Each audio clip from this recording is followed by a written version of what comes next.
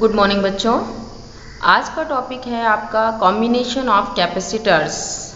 अभी तक जैसे आपने कॉम्बिनेशन ऑफ रजिस्टर्स पढ़े थे और ऐसे ही आप 12th क्लास में कॉम्बिनेशन ऑफ सेल्स भी पढ़ेंगे एंड कॉम्बिनेशन ऑफ कैपेसिटर्स भी पढ़ेंगे। सेकंड चैप्टर हमारा चल रहा है उसी सीक्वेंस में जो हमारी वीडियो की सीरीज चल रही थी। तो second chapter electric potential and capacitance 12th class का है, जिसमें टॉपिक है combination of capacitors. Two types के कॉम्बिनेशंस होते हैं, series combination and parallel combination. तो अभी हम अपनी इस वीडियो में आपको सीरीज कॉम्बिनेशन बता रहे हैं। What is series combination of capacitors. Then students figure आप देखिए, फिगर में हमने कैपेसिटेंसेस लिए हुए हैं, 3 कैपेसिटर्स लिए हैं जिनके capacitance C1, C2 and C3 है। इसके पहले की वीडियोस में हमने आपको कैपेसिटर का सिंबल बताए थे कि कैपेसिटर के सिंबल्स में 2 पैरेलल लाइंस हम यूज करते हैं having some separation and these 2 parallel lines have equal length. This is a symbol of capacitor, but if this line are not equal length, one is longer and one is shorter, then that is symbol of cell or battery. Then बच्चों क्या होता है series combination. If you connect 2 or more than 2 capacitors in such a way that negative plate of first capacitor is connected with the positive plate of second capacitor. Similarly, negative plate of second capacitor is connected with the positive plate of third capacitor.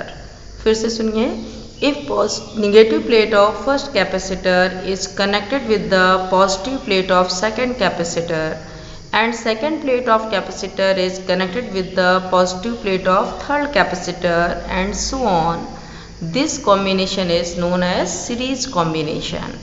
पहली plate की negative plate दूसरे की positive से, दूसरे की negative तीसरे के positive से एंड तीसरे की निगेटिव चौथे के पॉजिटिव से, इस सीक्वेंस से हम जब जोड़ते हैं तो ये कॉम्बिनेशन कहलाता है सीरीज कॉम्बिनेशन।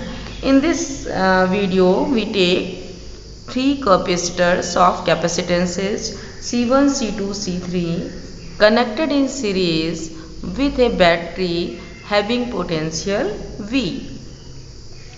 देन बच्चों जैसे आपको रेजिस्टेंस की याद होंगे कि रेजिस्टेंसेस जब हम सीरीज कॉम्बिनेशन जोड़ते थे तो उसमें क्या सेम होता था, उसमें करंट सेम होती थी और पोटेंशियल और रेजिस्टेंस डिफरेंट होता था। सेम वे में जो करंट है वो किस पे डिपेंड करती है, चार्ज पे डिपेंड करती है।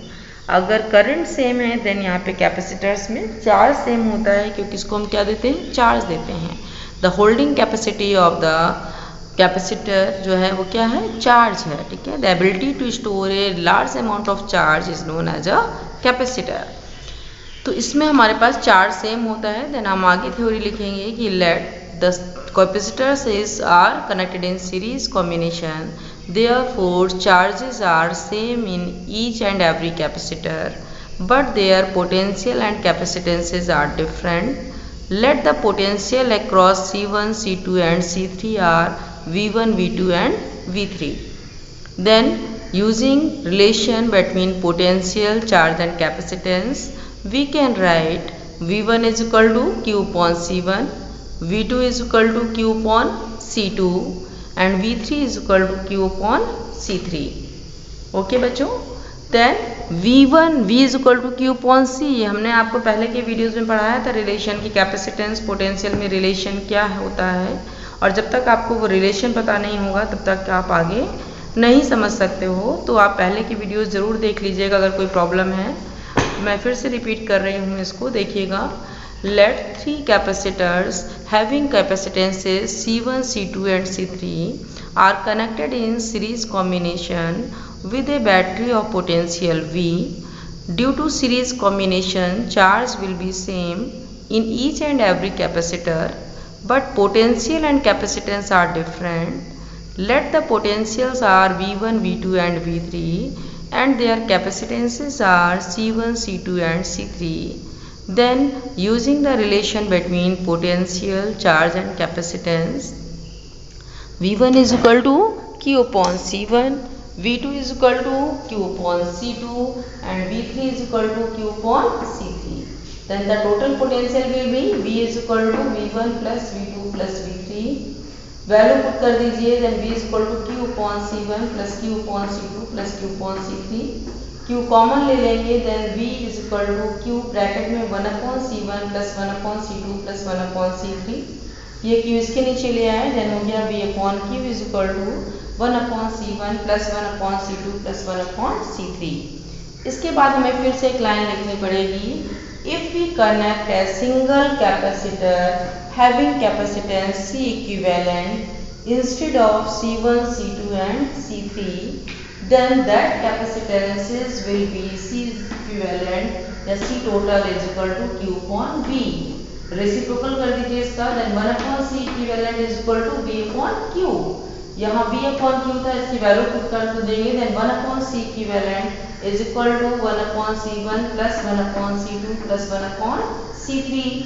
अगर n कैपेसिटर्स हमने सीरीज में ऐड किए, then for n capacitors 1/C equivalent is equal to 1/C1 plus 1/C2 plus n times. और अगर सारे कैपेसिटर्स आइडेंटिकल हैं, सेम हैं, तो उनका कैपेसिटेंस भी सेम होगा, then 1/C equivalent is equal to 1/C plus 1/C plus 1/C how much times?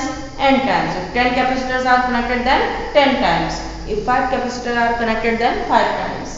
n times रहेगा, देन यहाँ पे हो गया n/C और C equivalent is equal to C/n। यही अगर 10 कैपेसिटर्स होते देन C/10 हो जाता, 5 होते तो C/5 हो जाता।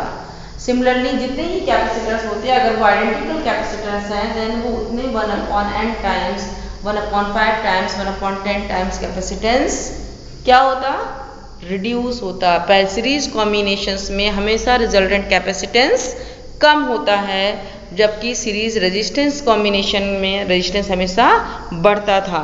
तो बच्चों याद रखिएगा कि जो कैपेसिटर्स है वो रेजिस्टेंस का उल्टा होता है, रेजिस्टेंस का इन्वर्सली प्रोपोर्शनल होता है, डायरेक्टली प्रोपोर्शनल नहीं होता है, इसलिए इसमें जो है वो फॉर्मूला उसका उल्टा होता है। ठीक है, ओके, थैंक यू बच्चों।